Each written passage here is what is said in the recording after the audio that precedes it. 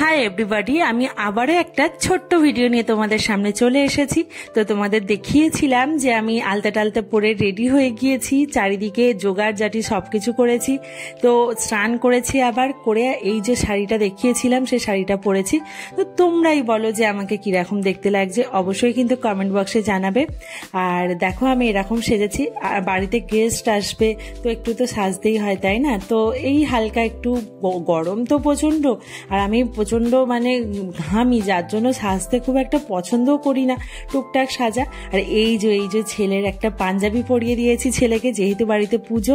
এটা ওর দাদাই মানে আমার শ্বশুর মশাই বেনারস থেকে এনেছিলেন। ওর দাদাই যেখানেই যায় না কেন সেখান থেকেই আনেন, মানে ওর জন্য কিছু মানে পাঞ্জাবি হোক বা জামাই হোক যাই হোক আনবে। এবারে আমার জন্য শাড়ি এনেছেন। এই যে এটা আমার শ্বশুর মশাই। তো শ্বশুর মশাইকে আমি প্রচুর ভালোবাসি, আমার নিজের বাবার মতোই ভালোবাসি, নিজের বাবার থেকেও বেশি ভালোবাসি, কারণ ওনার মতো ভালো মানুষ হয় না। আর এই যে এটা হচ্ছে আমার হাজব্যান্ড। ও খুব একটা ক্যামেরা ফ্রেন্ডলি না, তাই ওর ভিডিও ছবি বেশি দেখতে পাও না তোমরা হয়তো। আর এই যে এটা আমার একটা বন্ধু, মানে বাবুর বন্ধু সূত্রে ও আমার বন্ধু হয়ে গেছে, খুব ভালো বন্ধু আমরা। তো বাবুর আরও একটা বেস্ট ফ্রেন্ড আর্নিস, তার আসার কথা ছিল, কিন্তু তারা রেডি হয়ে রাস্তায় দাঁড়িয়েও আসতে পারেনি, প্রচণ্ড ঝড় বৃষ্টি হচ্ছিল, তারা টোটোও পায়নি আসার জন্য। তো আমার একটু মন খারাপ করছিল, কিন্তু কিছু করার নেই, তারা আসতে পারলো না। আর এখানে দেখাচ্ছি যে কি কি রান্না হয়েছে। দেখো এখানে হয়েছে বেগুন ভাজা, আলুর দম, চানা পনির, চাটনি, পাঁপড়, মিষ্টি, আইসক্রিম, এইসবই ছিল, নান, এসব রান্নার মধ্যে ছিল। তো আমি ছোট্ট করে একটু দেখিয়ে দিলাম। আর এই ওপরে চলো এবার দেখাই যে মাকে কিরাম লাগছে। দেখো মাকে মালা পরে কত সুন্দর লাগছে, অপূর্ব লাগছে, তাই না? আর এই জোগাড়জাটি করছে ঠাকুর মশাইরা এসে সবকিছু মানে রেডি করছেন। আর আমি যেগুলো রেডি করে রেখেছিলাম ওনারা ওনাদের মতন করে গুছিয়ে নিচ্ছেন। তো মাকে মালা, ঘর সব বসিয়ে দিয়েছেন, অপূর্ব সুন্দর লাগছে চারিদিক।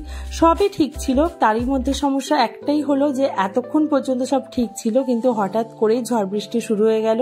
বাড়িতে যারা গেস্ট এসেছিল একটু প্রবলেম হচ্ছিল, কিন্তু মায়ের পুজো মা যথেষ্ট ভালোভাবে হয়েছে, কোনো খুঁত হয়নি, কোনো প্রবলেম হয়নি। মা চেয়েছিলেন যেরকম সেরকম ভাবেই পুজো হয়েছে, ভালোভাবে সম্পন্ন হয়েছে। এই যে দেখো অন্ধকারে পুজো হচ্ছে, কারণ আমরা জানতাম না যে এত ঝড় বৃষ্টি হবে। আমাদের নিচে ইনভার্টার, কিন্তু আমাদের তিনতলার ওপর ইনভার্টার ছিল না, তো কানেকশন ছিল না। বাইরে দেখো বজ্রবিদ্যুৎ সব বৃষ্টিপাত হচ্ছে, দেখা যাচ্ছে। তো তাতেই হোম হচ্ছে। আর গেস্টরা যথেষ্ট মানে ওরাও মানে সবাই ভালো ছিল, যার জন্য ব্যাপারটা বুঝেছে যে এরকম অবস্থা, কিছু তো করার নেই, ঝড় বৃষ্টি হচ্ছে, না হলে ছাড়িয়ে সব কিছু হতো। তো যাই হোক সবাই আনন্দ করেছি, সবাই খুব করেছি।